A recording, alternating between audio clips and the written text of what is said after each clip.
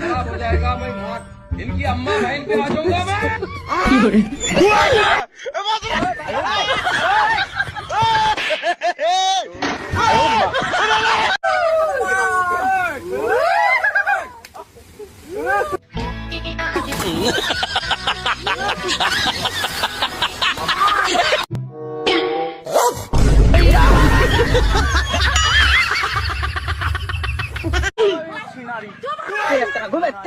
তোমার বড়ি তোমার গরু তোমার হাঁস আমার 2 টাকা দিয়ে বিক্রি করে